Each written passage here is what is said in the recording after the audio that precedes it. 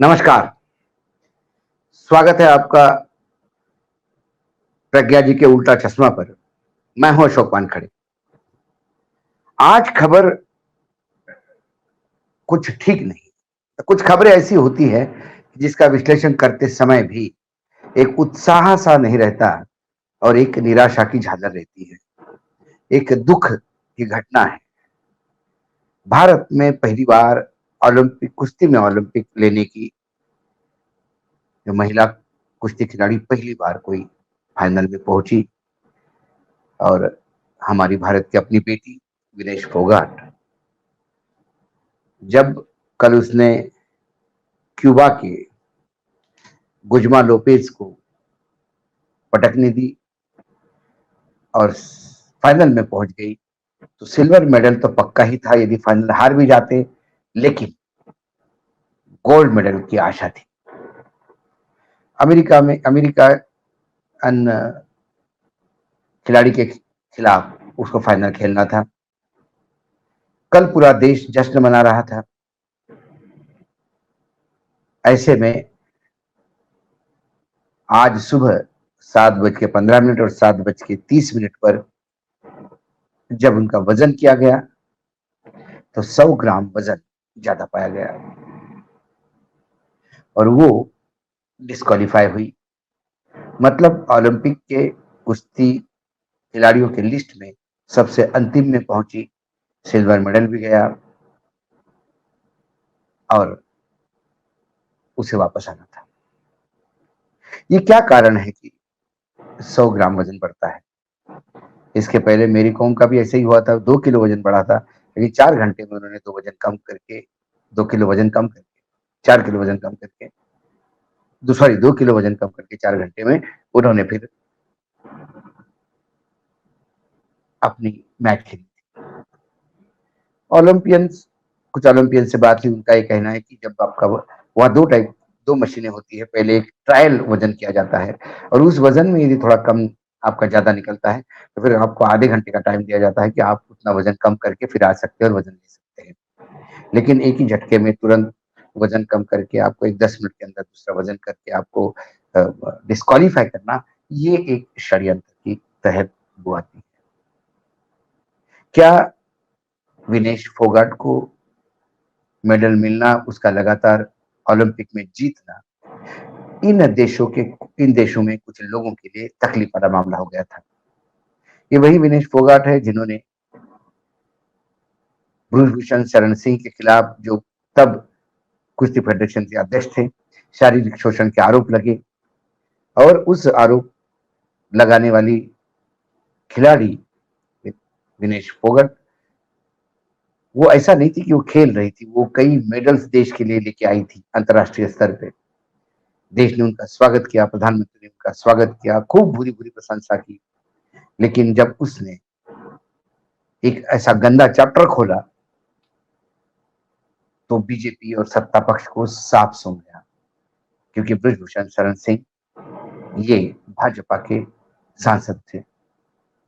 दो चार अगल बगल के क्षेत्र में उनका इन्फ्लुएंस था, तो यदि उनको नाराज हो तो 2-3 सीट जाती है, इस डर से सरकार चुप रही। वो होनहार खिलाड़ी जो देश की बेटियां थी, उनका एफआईआर तक पुलिस ने दर्ज नहीं किया, उन्हें सर्वोच्च न्यायालय जाना पड़ा। सर्वोच्च न्यायालय के कहने पे एफआईआर दर्ज हो गया। इससे यह पता पड़ता है कि दिल्ली की पुलिस किसके दरबार में घुंघरू बांध के नाचती है। दिल्ली की पुलिस सीधा गृह मंत्रालय के अधीन होती है, केंद्र अमित शाह जी के। लेकिन तब इतने सारी व्यभिचार के खिलाफ, हालांकि बाद में एफआईआर दर्ज हो गई, चार्जशीट फाइल हो गई, कोर्ट में केस चल रहा है। इसी बीच फेडरेशन के चुनाव हुए, उसमें नए लोग आ गए। नए लोग भी उन्हीं के, ब्रजभूषण शरण सिंह के ही पपेट थे। और आज जब ये बात आई, वो पहली बार कोई कहते हैं कि मतलब जब उन्होंने ये किया, जब पहले मेडल जीता तो ये कई लोगों के गले नहीं पड़ी। इसलिए इनके मेडल जीतने पर भी कंगना राणावत जैसे भाजपा के सांसद उसका क्रेडिट भी सरकार को दे रही थी कि सरकार के खिलाफ संघर्ष करने के बाद, कौन सा सरकार के खिलाफ उसने संघर्ष किया था? उसका संघर्ष तो शारीरिक शोषण उसका जिसने किया था उसके खिलाफ किया था। वो सरकार कब से हो गया? ये बोल के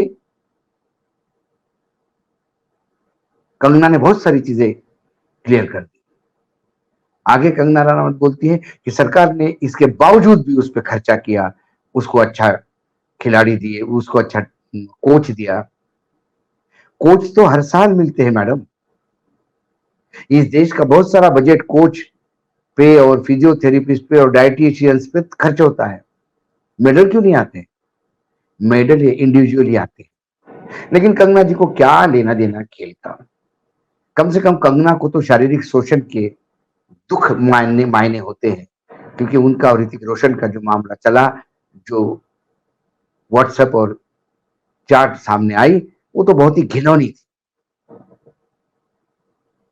तब वो सिंपैथी मांग रही थी कि देखो मैं एक महिला हूं, मेरे साथ गलत किया जाता है। लेकिन इन खिलाड़ियों के साथ गलत करती है तो फिर वो सरकार के साथ होती है।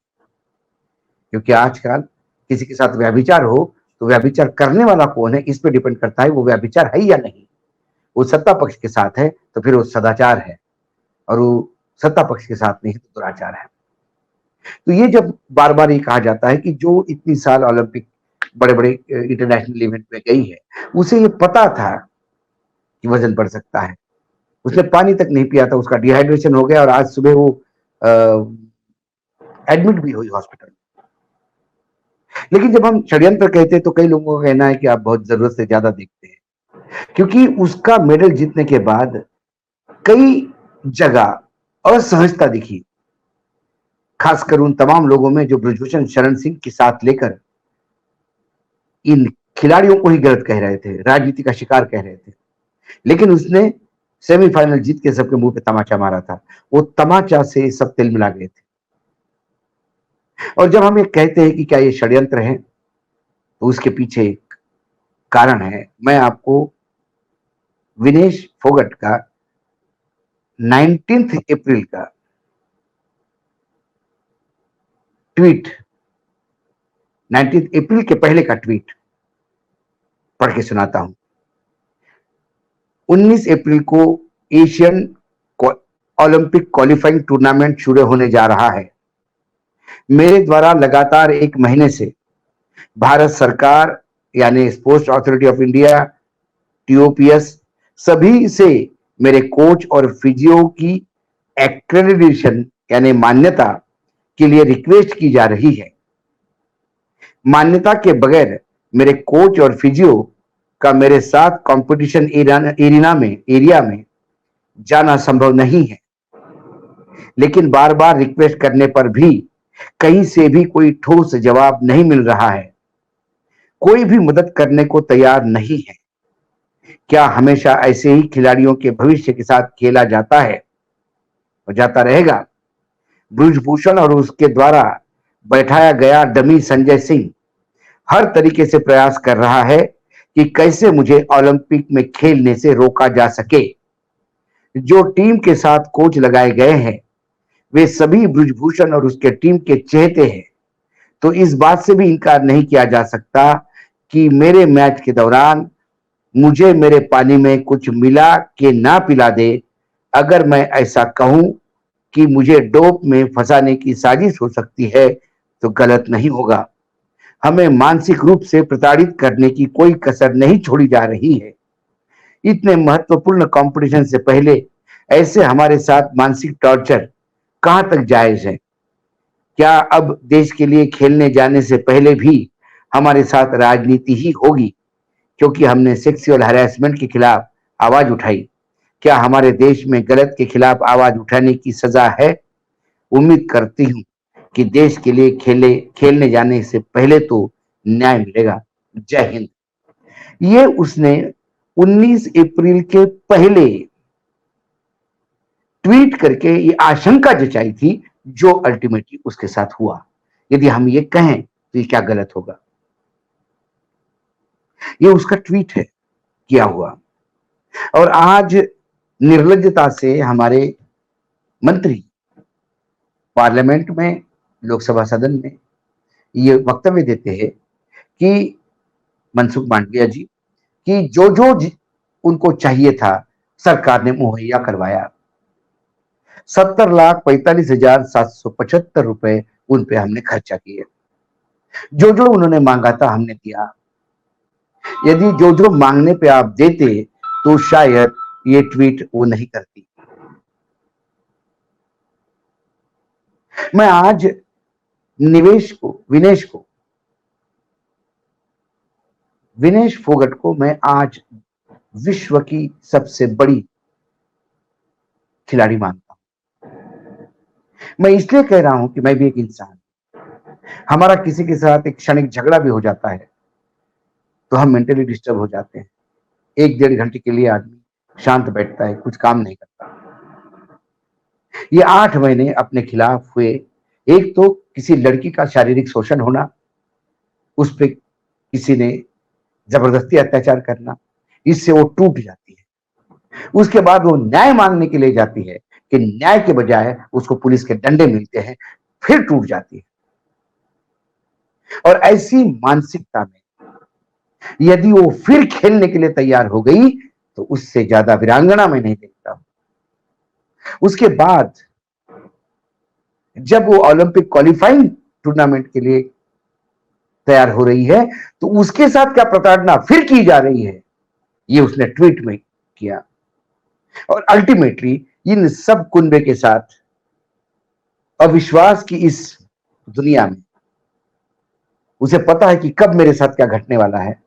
ऐसे में वो सेमीफाइनल तक पहुंचती है, सेमीफाइनल जीतती है, क्वार्टर फाइनल जीतती है, सेमीफाइनल जीतती है और फाइनल तक पहुंचती है और क्यूबा के उस गुजमा लोपेज को हराती है जिसने 82 मैचेस कंटिन्यूस जीते हो, विश्व चैंपियन।